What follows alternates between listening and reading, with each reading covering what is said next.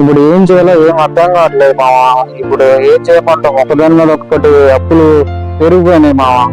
అసలు ఇప్పుడు నాకు ఈ పరిస్థితి ఏం అర్థం కావట్లేదు. ఏం చేయాలో నువ్వే చెప్పు. ఇంకో అప్పు చూస్తుంటే ఇంకో అప్పు పెరుగుతుంది మామ. ఒకదానిలో బాగా లక్షల్లో బాగా అప్పు అయిపోయి మామ. ఇంకా దేవుడి మీద భారం. తమ్ముడు ఇట్రమ్మ కూర్చో. ఏం తమ్ముడు, ఏంటి బాధ ఏంటి? నేను విన్నాను ఆల్రెడీ అక్కడ ఏం జరిగిందో. ఏం చెప్పుకుంటా ఉన్నా, నా వాళ్ళు అన్ని అప్పులు పాలైపోయాను. నాకు ఒక దారి లేదు, ఎట్టెల అనేది అర్థం కావట్లేదు. అందుకని నేను మనిషి ఉండవలసింది ఫైనాన్షియల్ గానే బలంగా ఉండాలి. ఆ ఫైనాన్షియల్ గానే నువ్వు స్ట్రాంగ్ గా లేనని చెప్తున్నావు. అవును, దీనికి నేను ఒక సొల్యూషన్ చెప్తాను, వెంటానంటే నువ్వు. చెప్పన్నా. నేను కూడా వడ్డించిన విస్తరలాగా మనకి జీవితం ఉండదు. ఆ జీవితాన్ని మనం మనకు అనుకూలంగా మార్చుకోవాలి. అలా మార్చుకుంటేనే జీవితం ఎప్పుడు బాగుంటుంది. మన దగ్గర ఒక 10 రూపాయలు ఉంది కదా అని చెప్పి దాన్ని పూర్తిగా వాడేస్తే రేపు పొద్దున మనకి ఏం మిగలదు. సో ఫైనాన్షియల్ స్టేటస్ అనేది మనిషి మెయింటైన్ చేయలేకపోతున్నాడంటే దానికి కారణం అదే. అలాంటి వాటి నుంచి బయటపడి మనిషి హ్యాపీగా సుఖంగా జీవితం గడుపుకోవాలంటే కనుక వచ్చిన 10 రూపాయల్లో 3 రూపాయలు దాచుకొని 7 రూపాయలు ఖర్చు పెట్టాలి. అది కూడా ఫ్యామిలీ కోసం. అలా ఖర్చు పెట్టుకుంటే కనుక నీ జీవితం చక్కగా ఉంటుంది. అది నేర్చుకుంటే నీ జీవితం బాగుంటుంది.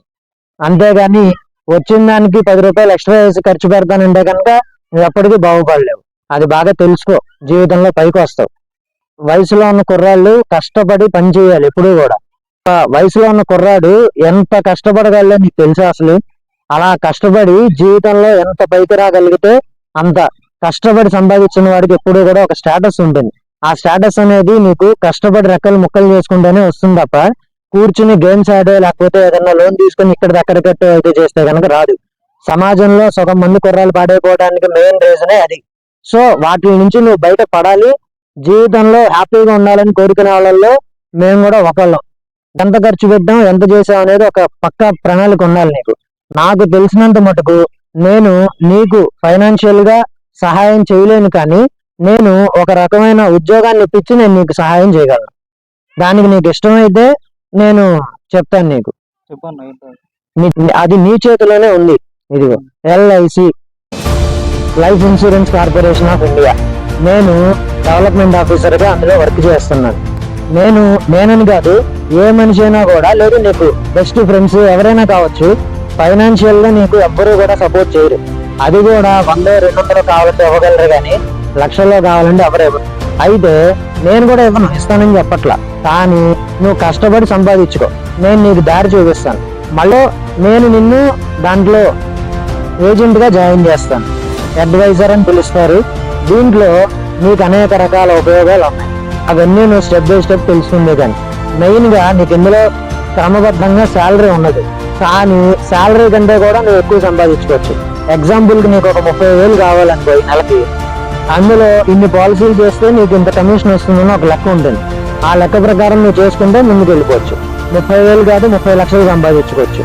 ఆల్రెడీ ఈ LICలో ఏజెంట్ గా ఉన్న వాళ్ళు లక్షలు డ్రా చేసుకుంటున్న వాళ్ళు బోల్డంత మంది ఉన్నారు LICలో. సో నువ్వు కూడా దాన్ని సద్వినియోగం చేసుకుని చక్కగా ముందుకు వెళ్ళొచ్చు. అదే కాకుండా 5 ఏళ్ల పాటు ఈ ఏజెన్సీ జాగ్రత్తగా చేసుకుంటే ఆటోమేటిక్ గా నెక్స్ట్ ఎనీ డిగ్రీ బేస్ మీద డెవలప్మెంట్ ఆఫీసర్ పోస్ట్ లో కూడా కూర్చోవచ్చు. నీ జీవితానికి తిరిగి ఉండదు, అద్భుతంగా ఉంటుంది. ఇంకొకటి ఏంటంటే, వేరే కంపెనీల్లో ఎందులో చేరినా కూడా నీకు కంటిన్యూగా అమౌంట్ అనేది రాదు. ఏం చేసినా కూడా టైం టు టైం వెళ్ళాలి, వాడు చెప్పింది చేయాలి, వాడు ఏం చెప్తే చేయాలి నువ్వు. అదే ఇందులో అయితే కనుక నీకు ఇష్టమైనప్పుడు నువ్వు వర్క్ చేసుకోవచ్చు హ్యాపీగా. నువ్వు అన్నిటికంటే ఎక్కువ నువ్వు సంపాదించుకోవచ్చు డబ్బులు. ఏ రకమైన ఇబ్బంది ఉండదు నీకు. ఉన్నంతలో హ్యాపీగా సంతృప్తిగా ఉండొచ్చు. కానీ కష్టపడాలి, తిరగాలి, చక్కగా పనిచేయాలి. ఇవన్నీ నా వల్ల కాదు, నేను అడగలేనంటే ఎందులోకి వెళ్ళినా కూడా కష్టపడాల్సిందే. నువ్వు ఇందులోనే కాదు, ఏ సంస్థలోకి వెళ్ళినా కూడా నువ్వు కష్టపడాల్సిందే. కష్టపడకుండా ఏది రాదు. కష్టపడితేనే ఫలితం దక్కుతుంది. కాబట్టి నేను నీకు ఇచ్చే సజెషన్ ఏంటంటే, నా కళ్ళ ముందు కనబడ్డావు కాబట్టి LICలో అడ్వైజర్ గా జాయిన్ అవ్వు. చక్కగా మంచి నేను చెప్పినట్టుగా ఒక స్టెప్ బై స్టెప్ చెయ్యి. ఫైనల్ గా నీకు నచ్చి నీకు బాగుంటే కనుక హ్యాపీగా నువ్వు జీవితాన్ని ముందుకు తీసుకెళ్ళు. ఆల్రెడీ నా ఆర్గనైజేషన్ లో చాలా మంది వర్క్ చేస్తున్నారు, వాళ్ళందరూ చక్కగా కమిషన్ ఎర్న్ చేసుకుంటున్నారు. ఇవన్నీ కాకుండా ఎక్స్ట్రాగా సన్మానాలు, సత్కారాలు, గౌరవ మర్యాదలు. ఎల్ఐసి అనేది ఒక మనిషికి ఉపయోగపడేది. ఒక మనిషికి ఏదన్నా జరిగితే ఆ మనిషి తీసుకొచ్చి ఇవ్వలేం కాబట్టి ఆ మనిషిని దాని ప్లేస్ లో కొంత అమౌంట్ ఇచ్చి కుటుంబాన్ని బయట తీసుకురమ్మని చెప్పేది. సో అటు నువ్వు చేసే నీకు కావాల్సిన డబ్బు వస్తుంది, ఇటు సమాజానికి ఉపయోగపడిన ఫీలింగ్ వస్తుంది. చక్కగా దీన్ని నమ్మకం చేసుకుంటే నీ జీవితం బాగుంటుంది. ఆఫీసు నీకు నచ్చితే కనుక రేపు పొద్దున ఆఫీస్కి వచ్చి నీ రెజ్యూమ్ చక్కగా ఫార్వర్డ్ చేస్తాను, అది కంటిన్యూ అవుతుంది. Thank you.